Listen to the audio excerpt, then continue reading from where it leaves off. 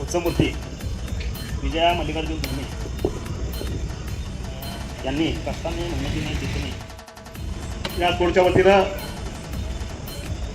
त्यांच्या सहकारी विजया मल्लिकार्जुन दुधने यांनी MPSC परीक्षा उत्तीर्ण केल्यानंतर आज जो या ठिकाणी क्लबच्या वतीनं प्रमाणपत्र देऊन जो सत्कार समारंभ आयोजित केलेला या प्रसंगी उपस्थित असलेल्या या वार्डाचे नगरसेवक युवा नेते रमेश मेंढे, युवा नेते बबलू मेंढे, त्या ठिकाणी उपस्थित असलेले सारंग स्पोर्टचे शिक्षक शिक्षिका आणि या ठिकाणी खास करून उपस्थित आमचे सहकारी मित्र मल्लिकार्जुन दुधने त्यांच्या सौ खरोखर विजयाचं कौतुक करायला तेवढं थोडं आहे.